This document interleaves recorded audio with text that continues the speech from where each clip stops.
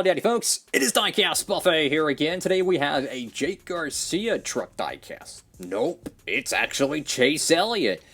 This is a very obscure Chase Elliott release, and I tell you what, this is a awesome Truck Series diecast. I'm so glad it got made in the 1/64 scale. So without further ado, let's take a closer look at it. Alrighty, folks, right out of the good old box, and here we go. So this is a fantastic looking paint scheme. Very simple, but just very unique as well. This is the first ever, I'm going to botch the name of this team. I'm sorry, but my English is not the best. McAnally Hilgeman Racing Truck Diecast. First ever one. There's no Chase Elliott logo on it, which is really interesting. Hopefully they get a Christian Eckes number 19 Napa truck made, but yeah, for a Chase Elliott truck, I mean, a lot of people are going to probably forget about this one, which is why I highly recommend picking this one up, because you could literally use this in your diecast stop motion, and it doesn't have to be a Chase Elliott truck. It's a unique number 35, not a raced version. Gotta get it, man. Get over there at Circle Diecast. This one's most likely still in stock. There's a buttload of great truck diecast over there. The Joey Logano Planet Fitness truck. Then you have potentially the Matty D Talladega Race to Win that's coming in soon. Great pieces over there. Make sure you use that promo code, guys. You can save on shipping. And let's dive into this diecast review. Looking at this paint scheme, just a simple Snow White paint job. I wish I knew the exact paint they use for these trucks, these white diecast, because they don't yellow. Nowhere near as bad as normal paint. So I wish I had exactly whatever paint they use. I imagine it's an automotive grade, because if not, it would probably yellow. I got Gates hydraulics. Are we talking like lowrider hydraulics or like industrial, like, machinery like Caterpillar front skid steer loader hydraulics? If you get the reference there, you're definitely a Ward Burton fan. Got the number 35 Simpson Sunoco ARP. Got the Chevrolet bow tie there. Interesting how the stripes just connect right behind the headlights, and it almost kind of looks like hoses or something, like a hydraulic hose, which is kind of interesting. Get the Team Racing logo there. The whole splitter is actually white. This is very unique. Usually there's a little something there, but I like it. Go to the left side of this Truck Series diecast, and how about the sponsorships on this thing? Holy cow. What is this, a Nextel Cup car? I mean, look at all the different logos.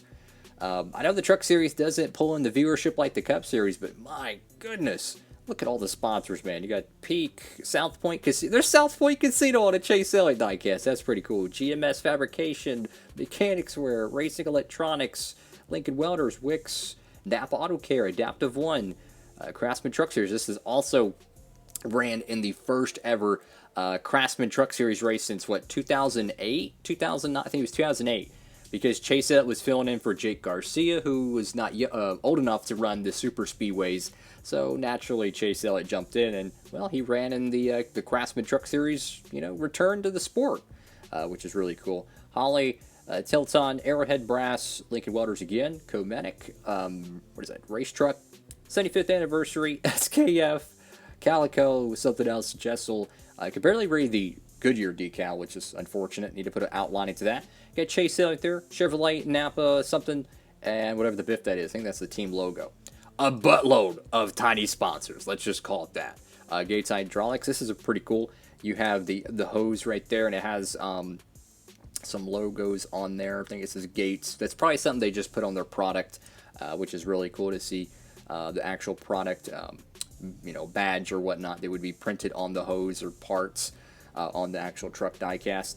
You got 35 right there, Silverado, Auto Care, RST. Apparently Elliott finished in the top 10 for this race, which is really cool. So no wrecked version you can make of this, because they always tear up a whole bunch of stuff. The race was won by Zane Smith. It was rain shortened, unfortunately. It's a shame that the trucks only go to Daytona once. I really wish somehow, someway they could get the funding for the Truck Series, and they could run as many races as the Xfinity Series does. I don't care what kind of sponsor they got to get. Just get someone to give the sport enough financial support. That way they can schedule 10 more races on the schedule. Heck, go to Daytona in the summer, right? Go to some more road courses. There's got to be a way to get more truck races, because to me, the trucks are the best form of motorsports out there.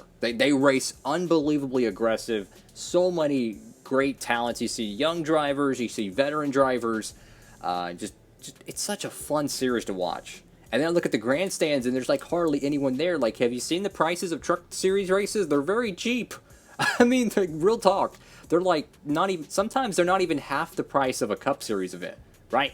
And you see how many people show up to the Cup Series races. I just don't understand how people could go to a race weekend and camp out in the infield or show up in the area and not go watch the truck race or not go watch the Xfinity race when the ticket prices are usually really cheap, especially at tracks that struggle with attendance. Now, Daytona would be a different example maybe, or a one-off road course might charge a bunch, but you know, a random Kansas race, I don't know if they're going to be charging a buttload knowing less than 30% of the grandstands are going to be filled.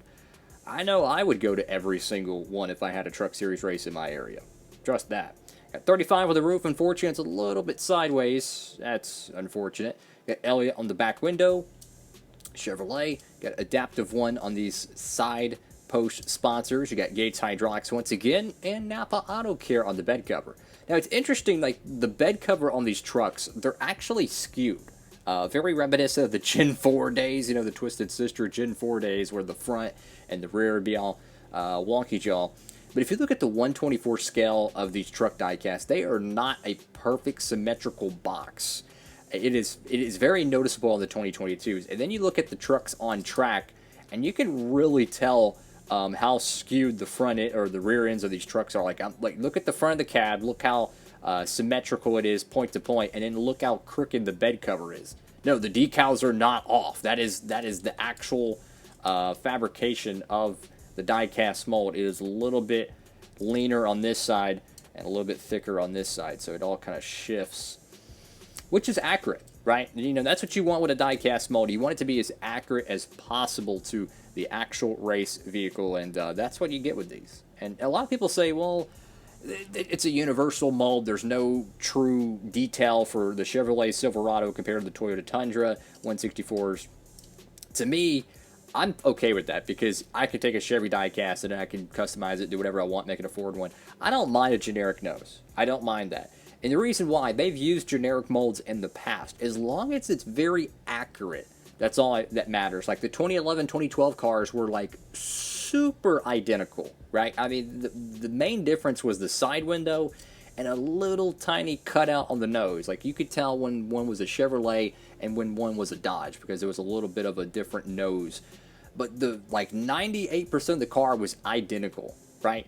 So it really didn't make much sense logistically to go and create 3 or 4 different die-cast molds. You could say the same thing with some of the Gen 4s. Like at the plate cars, a lot of times they're very, very similar because they can't skew out the front ends. This is back in, you know, the mid-2000s.